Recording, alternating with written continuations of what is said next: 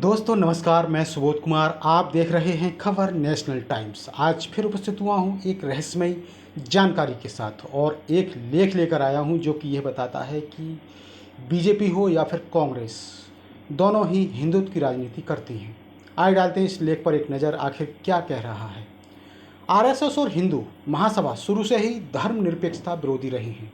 हिंदुत्व और धर्मनिरपेक्षता नामक लेख में गोलवलकर ने लिखा कि पश्चिम में पैदा हुआ धर्मनिरपेक्षता का विचार हमारे देश में अनुपयुक्त है। हिंदू महासभा के पूर्व अध्यक्ष और जनसंघ के संस्थापक श्यामा प्रसाद मुखर्जी ने 17 सितंबर 1991 को संसद में धर्मनिरपेक्षता को सेकुलराइट्स नामक बीमारी कहा। 1960 के दशक में सांप्रदायिक दंगे शुरू हो गए थे और वहीं आपको बता दें, आज़ादी के 78वें स्वतंत्रता दिवस पर लाल किले से प्रधानमंत्री नरेंद्र मोदी द्वारा दिए गए एक भाषण की अलग अलग ढंग से आलोचना और समालोचना हो रही है। पूरे देश को संबोधित करते हुए नरेंद्र मोदी ने कहा कि मौजूदा नागरिक कानून सांप्रदायिक है। ये प्रधानमंत्री नरेंद्र मोदी ने कैसे कह दिया? उनकी सरकार कॉमन सिविल कोड के जरिए सेकुलर कानून स्थापित करना चाहती है। विदित है कि संविधान सभा में नागरिक कानून को लेकर लंबी बहस हुई।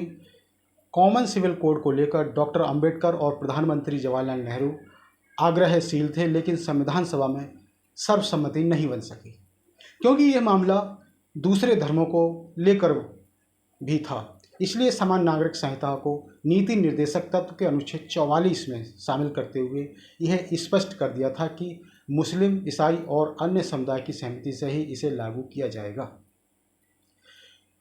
इस पर पहले भी चर्चा होती रहती है, लेकिन नरेंद्र मोदी ने मौजूदा नागरिक कानून को सांप्रदायिक कहकर पूरी संविधान सभा को, पहले प्रधानमंत्री नेहरू और संविधान निर्माता डॉक्टर अंबेडकर को भी क्या सांप्रदायिक घोषित नहीं कर दिया?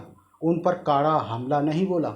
जो पार्टी कभी भी धर्मनिरपेक्षता को पसंद ही नहीं करती, वो आज धर्मनिरपेक्षता की बात कर रही है। एक और सवाल कि जो पार्टी सरेआम धर्मनिरपेक्षता को देश पर कलंक मानती रही है, वह अचानक सेकुलर होने का ढोंग क्यों करने लगी?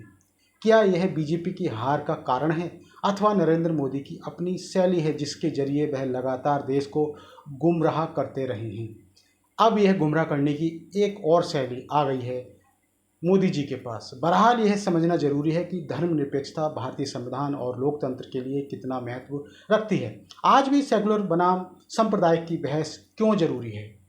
धर्मनिरपेक्षता भारतीय संविधान का बुनियादी अमूल है। यद्यपि मूल संविधान में इसका जिक्र नहीं है, लेकिन इसके स्वभाव में मौजूद है। आपको बता दें कि आरंभ से ही धर्मनिरपेक्षता स्वतंत्र भारत के लिए चुनौतीपूर्ण रहा है।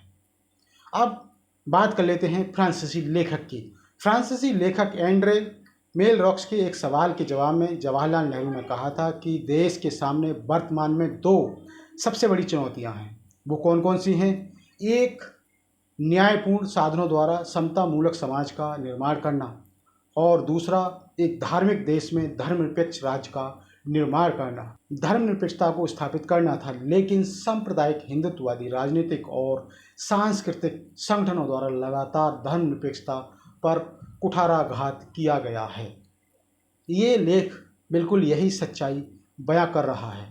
और वहीं आपको बताते हैं कि आरएसएस और हिंदू महासभा भारत को हिंदू राष्ट्र बनाने पर आमदा थे। इनका लक्ष्य सिर्फ मुस्लिम विरोध नहीं था, बल्कि सभी अल्पसंख्यकों को दोयम दर्जों का नागरिक बनाना और असमानतापूर्ण वर्ण जाति आधारित सामाजिक व्यवस्था स्थापित करना था। विभाजन के समय देश में सांप्रदायिक उन्माद पैदा किया जा रहा था। आरएसएस के कार्यों को लेकर जवाहरलाल नेहरू बहुत चिंतित थे। 7 सितंबर 1947 को मुख्यमंत्रियों को भेजे गए अपने पत्र में नेहरू ने लिखा कि हमारे पास ऐसे ढेरों सबूत हैं जो यह दर्शाते हैं कि आरएसएस एक ऐसा संगठन है जो निजी सेना की प्रकृति का है और जो निश्चित रूप से कठोर नाजी रास्ते पर चल रहा है। यहाँ तक कि संगठन की तकनीकी का भी अनुसरण कर रहा है। हमारी इच्छा नागरिक स्वतंत्रता में दखल देने की नहीं है, लेकिन उपयोग करने के स्वाभाविक उद्देश्य के साथ ही बड़ी संख्या में लोगों के सशस्त्र प्रशिक्षण को बढ़ावा नहीं दिया जा सकता। यह प्रांत की सरकार के लिए वांछनीय है कि वह नज़र बनाए रखें और आवश्यकता पड़ने पर उचित कार्रवाई करें। इसी उन्माद ने महात्मा गांधी की जान ले ली थी।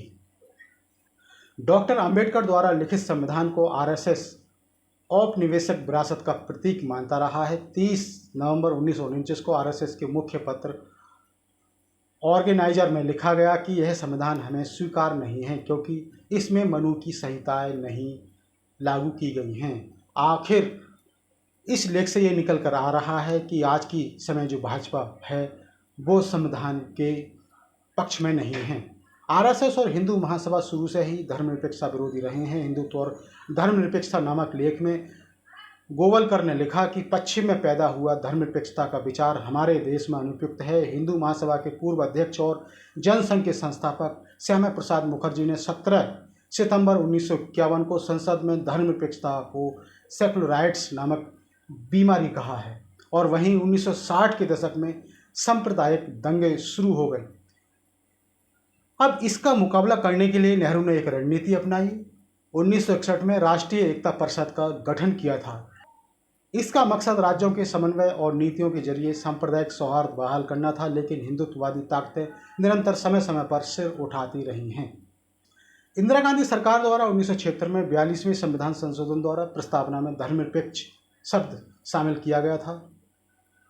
इंदिरा गांधी द्वारा लागू किए गए आपातकाल के खिलाफ विपक्ष एकजुट हुआ। कांग्रेस इंदिरा के खिलाफ जनता पार्टी ने 1978 के चुनाव में जीत हासिल की। सोशलिस्टों के साथ सरकार में रहकर जनसंघ की समाज में स्वीकार्यता बढ़ी।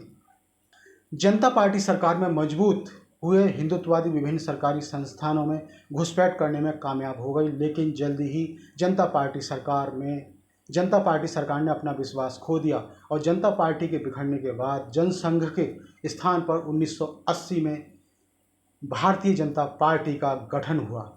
राम मंदिर आंदोलन के दौरान भाजपा और आरएसएस ने अनेक हिंदुत्ववादी संगठन खड़े किए। 6 दिसंबर 1992 को बाबरी मस्जिद तोड़ दी गई। धर्मनिरपेक्षता पर यह सबसे बड़ा हमला था। सांप्रदायिक उन्माद और वर्णवादी हिंदुत्व के विचार से भाजपा पूर्णतः सवर्णों की पार्टी बन गई। सोशल इंजीनियरिंग के जरिए भाजपा ने पिछड़े समाजों को भी जोड़ने में कामयाबी हासिल की थी।